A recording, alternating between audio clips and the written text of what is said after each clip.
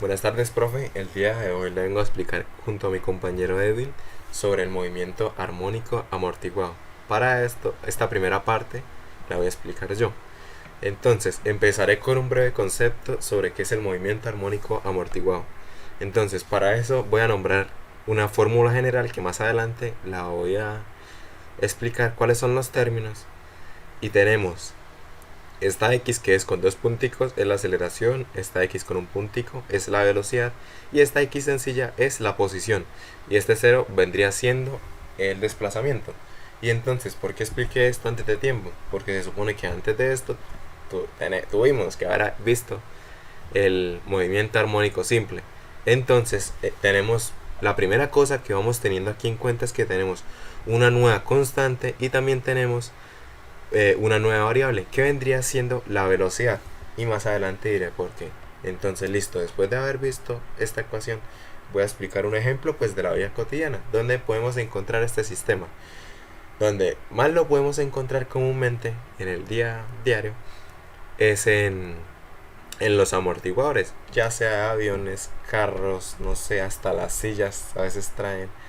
En este caso, en esta imagen, hay uno de un puente. En las ciclas, bueno, en este caso pues vengo a hablarle de un carro. Entonces, primero, ¿cuál es la parte de un amortiguador así por encima? Tenemos un pistón, que es esta parte que está azulita, un líquido o alguna cosa que se oponga al movimiento como tal, y ya. Entonces, para que explique eso para lo que ahorita pues voy a explicar. Entonces, tenemos ¿qué pasa cuando en el movimiento amortiguado? Bueno, ¿qué pasa? No. Voy a poner un ejemplo. Cuando aquí estamos en... Pues vamos en un carro, ¿no? Y vamos a pasar un policía acostado. Eh, no sé cómo se llamará eso exactamente. Ahorita se me fue el nombre. Bueno, vamos a pasar un policía acostado. Vamos a pasar un bache. Lo que va a pasar con los amortiguadores es que este pistón que está aquí lo que hará es generar una fuerza hacia abajo. Y entonces el líquido o lo que tengamos acá va a amortiguar la fuerza que se esté haciendo hacia esa dirección. O sea, sería nuestro componente que amortiguará dicho movimiento. Y eso miles de veces, todas las veces que se harán. Pero obviamente a medida de que pase pues las diferentes oscilaciones, lo que va a pasar es que esto cada vez el pistón va a ser menos y menos y menos. En el caso de ejemplo, ahorita lo puedo decir como un resorte. Pero bueno, entonces pasando a la siguiente y para no enredarme más en el caso anterior que lo estaba haciendo, empecemos a hablar del primer caso del movimiento armónico amortiguado, que es el sistema masa-resorte. Y como lo dije anteriormente, ya tenemos dos cositas nuevas para tener en cuenta en este sistema de oscilación, digámoslo así, que es la fricción, y tenemos también la constante de velocidad nueva incluida en la fórmula general. Entonces, nosotros vamos a hallar esa fórmula general por medio de la sumatoria de fuerzas, donde tenemos que la fuerza ejercida por el medio viscoso va a ser menos B. Tenemos otra cosa nueva, que ese B es la constante de amortiguamiento del medio que se está haciendo oposición pues al movimiento. En este caso, no sé, coloquémosle agua, aceite, aire, lo que usted quiera, profe. Listo, entonces tenemos B y por B, que B vendría siendo la velocidad. Y ahora, como estamos en resorte, pues vamos a usar la maravillosa ley de Hooke, que es menos K por X, donde K viene siendo la constante de pues del resorte. Entonces, por sumatoria de fuerzas, por sumatoria de fuerzas vamos a decir que la fuerza total es igual a la de Hooke menos la de este medio, la del medio viscoso. Y pues aquí, después de unos pasos algebraicos que no pienso decir porque tengo apenas 15 minutos, bueno, tenemos 15 minutos para explicar el resto, iré directamente a la final, al análisis de los grupos, ¿no? Entonces tenemos la segunda derivada con respecto a X del tiempo. Eso vendría siendo la aceleración. Tenemos un factor 2y, que si se alcanza a ver, este 2y vendría siendo el b sobre m. Este 2y sería es la constante de amortiguamiento con la cual se va disipando la energía en el sistema. Y más adelante con un gráfico lo explicaré. Aquí tenemos una fórmula que sería 2y es igual a b sobre m, donde m es la masa, pues ejemplo esta masita. Y tenemos luego la frecuencia natural del sistema, que ya la conocíamos por el anterior movimiento del armónico simple, que es k sobre m. Y bueno, ahora pasando a lo siguiente. En el movimiento armónico amortiguado tenemos tres tipos de oscilaciones. ¿Cuáles son? Para empezar, vamos a tener, después de desarrollar la ecuación que presenté al inicio, vamos a obtener esta ecuación que tengo aquí, que tiene forma cuadrática. Entonces, para empezar, esta ecuación que tenemos aquí, pues por medio de la ecuación general de segundo grado, creo que se llamaba así, o la fórmula del estudiante, como todo el mundo la conoce, nos vamos a centrar en este término que está por dentro de la raíz, que es el importante. Este término de la raíz nos va a determinar los tres tipos de casos que conocemos, que son, o que conoceremos, porque estamos asumiendo que no hemos visto, ¿no? Que conoceremos, que será el subamortiguado, el sobreamortiguado y el amortiguado crítico. Pero antes de eso quiero explicar de dónde salió esta formulita. Esta formulita ya por medio de identidades trigonométricas y un montón de cosas llegamos aquí. Esta sería la fórmula general como tal para aplicar en el movimiento armónico amortiguado, donde entonces A vendría siendo la amplitud. Ahorita explicaré este factor porque es de la fórmula Euler elevado a la gamma por t por el coseno de la frecuencia de amortiguamiento, y porque ya no es frecuencia natural como en el armónico simple, debido a que ahora como tenemos una nueva variable que sería siendo la fricción, bueno, variable no, una nueva fuerza que vendría siendo la fricción, ahora también va a entrar en juego la frecuencia amortiguadora. Entonces ya tendríamos dos frecuencias, la frecuencia natural del sistema y la frecuencia amortiguadora, y donde t es tiempo y phi es el desfase que hay como tal. Entonces, explicando estos tres casos, tenemos que dentro de esta raíz tenemos gamma al cuadrado menos omega sub 0 al cuadrado. ¿Qué pasa si omega sub 0 es mayor a gamma al cuadrado? Obtendremos un movimiento subamortiguado, una oscilación subamortiguada. ¿Y cómo explicaríamos esto mediante este gráfico? Es la línea roja que estamos viendo por aquí y realiza estas oscilaciones. Lo que podemos ver es que en el movimiento subamortiguado es que como la frecuencia natural es mayor que el factor de amortiguamiento, lo que va a pasar es que alcanza a hacer todavía unas oscilaciones a medida que se está sumergiendo o entrando en esa zona donde está el factor de amortiguamiento, donde se disipa la energía. ¿Qué pasa entonces si tenemos el sobreamortiguado? Eso pasa cuando entonces el factor de amortiguamiento es mayor que la frecuencia natural del sistema. Lo que va a pasar es que entonces va a pasar es que va a decaer poquito a poquito la onda de la oscilación que estamos haciendo.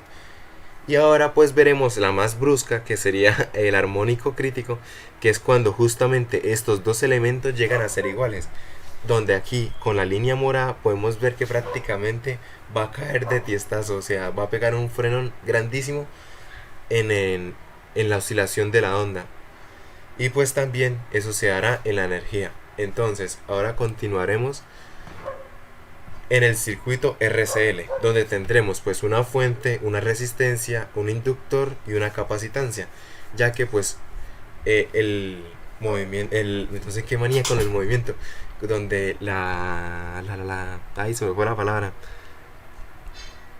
el movimiento oscilatorio, lo voy a decir así porque se me pegó esa palabra, el movimiento armónico oscilatorio, lo que va a pasar, el movimiento armónico amortiguado, ahora sí, no sé por qué estaba diciendo eso. Bueno, únicamente pues no es para resortes. Ejemplo, para torques no, para péndulos, lo haremos de la manera con torques. y daremos prácticamente a una ecuación general que vendríamos planteando prácticamente de la misma manera por sumatoria de torques y llegaremos a la misma idea. Pero en cambio acá ya tenemos algo diferente, que son los circuitos RCL, donde entonces por ley de Kirchhoff, o pues la ley de tensiones, tenemos que el voltaje del capacitor más la de la resistencia más la del inductor va a ser igual a cero. Y entonces en los pasos anteriores, ejemplo, en el del resorte teníamos una zona donde se nos iba a disipar la energía, donde se iba a amortiguar como tal eh, las fuerzas que se estaban haciendo en esas direcciones. En el péndulo lo que va a pasar, ejemplo, como tenemos pues sí una cuerdita por acá, así normalita, y va a empezar a oscilar, lo que va a pasar es que podemos tomar como el aire, como la resistencia al movimiento como tal que se estaría haciendo. Y hablando es del circuito RCL, acá pues nuestra resistencia sería la resistencia, aunque se escuche algo muy raro, ya que pues aquí esta impedirá o regulará el paso de la energía como tal. Entonces, tenemos que, descomponiendo por las definiciones del capacitor, tanto el inductor con tanto del inductor y de la resistencia, vamos a llegar a esta fórmula. Y por medio de procesos algebraicos, otra vez, que la gracia no es demostrar para no gastar tanto tiempo, porque la gracia es dar el concepto, entonces vamos a llegar a esta fórmula, que es la fórmula general, que va a partir de aquí. Y entonces, ¿qué es esta segunda derivada de la corriente con respecto al tiempo y esto y esto? Como en el amortiguado no, como en los resortes, tanto en el péndulo teníamos posición, aceleración y velocidad, acá tenemos corriente, carga y sobrecarga, donde la corriente es la I. La primera derivada de la corriente es la carga y la segunda derivada de la corriente es la sobrecarga. Y entonces hacemos el mismo análisis que hicimos ahorita. Tenemos una ecuación cuadrática por medio de la ecuación general de segundo grado. Podemos encontrar pues las raíces de esa ecuación, donde nos centraremos pues esto lo que está aquí dentro de la raíz, y se aplicará la misma cosa con respecto al movimiento, a los movimientos oscilatorios sobreamortiguados, subamortiguados y críticamente amortiguados. Y entonces aquí obviamente va a cambiar nuestro factor de amortiguamiento, que ahora será gamma es igual a R sobre L, y también la frecuencia natural del sistema, que será a raíz de 1 sobre LC, aunque esta ya la habíamos visto en el anterior tipo de movimiento oscilatorio. Entonces, continuando, mi compañero Edwin continuará con la parte de la energía. La energía en un sistema masa-resorte está compuesta por la energía potencial, elástica y la energía cinética. Durante procesos algebraicos llegamos a la siguiente ecuación, que sería un medio de la masa por la frecuencia angular natural al cuadrado por la amplitud al cuadrado por la exponencial a la menos 2 gamma por t, que a su vez vendría siendo igual a E sub 0, que es la energía masa resorte de un movimiento armónico simple, multiplicado por la exponencial a la menos 2 gamma por t. Gamma vendría siendo un factor de amortiguamiento del tiempo. Entonces, podemos decir que la energía en movimiento armónico amortiguado inicialmente vendría dada por la energía en movimiento armónico simple, pero que esta empieza a disminuir exponencialmente con el tiempo. Para la potencia disipada tenemos la siguiente ecuación, que vendría de derivar la energía total en el tiempo, que a su vez sería igual a tener menos la masa por gamma por la frecuencia angular natural al cuadrado por la amplitud al cuadrado por la exponencial menos 2 gamma por t, que sería lo mismo que tener menos 2 por gamma por energía. El factor de calidad en un movimiento amortiguado mide la relación entre la energía almacenada y la energía disipada por ciclo. Esta relación indica la tasa de pérdida de energía del sistema. Entonces, Si el factor de calidad es bajo, hay una mayor pérdida de energía. Y si el factor de calidad es alto, hay una menor pérdida de energía. A manera de ejemplo, tenemos el siguiente ejercicio, donde dice, considere un oscilador amortiguado como el de la figura. Suponga que la masa es de 375 gramos. La constante del resorte es igual a 100 Newton por metro. Y el efecto de amortiguamiento sobre el bloque, que vendría siendo B, con un valor de 0,100 kilogramos por segundo. A. ¿Cuánto tarda la amplitud en reducirse a la mitad de su valor inicial? Y B. ¿Cuánto tiempo transcurre para que la energía mecánica se reduzca a la mitad de su valor inicial? En este caso vemos en la figura que hay un resorte que sostiene a un bloque de masa de 0.375 kilogramos y que este a su vez está conectado a un disco que oscila en un material viscoso. Para este ejemplo podemos decir que es agua. Se sabe que la amplitud en un movimiento armónico no es constante, o sea que va a ir decreciendo con el tiempo. Entonces, de un valor inicial de la amplitud necesitamos conocer en qué tiempo va a ser la mitad, que es lo que nos pide en este inciso A. Buscamos una ecuación que relacione esas dos amplitudes. Entonces, la amplitud inicial del movimiento con la amplitud en cualquier tiempo. Entonces, tenemos esta ecuación. Para efecto de aquí conocer en qué momento la amplitud es la mitad, la dividimos en dos. Aquí simplificamos las dos amplitudes iniciales y aplicamos logaritmo a ambos lados. Esto me daría que t sería igual a 2m por el logaritmo natural de 1 medio sobre menos b. Al reemplazar los valores me da que en el tiempo de 5.20 segundos podríamos conocer el valor de la amplitud en la mitad. Para el inciso B nos piden hallar datos similares. En este caso es cuánto tiempo transcurre para que la energía mecánica se reduzca a la mitad de su valor inicial. Entonces buscamos una ecuación, pero ya con la energía, que dependa pues del tiempo. Igual la dividimos en dos, ya que es la mitad que necesitamos encontrar.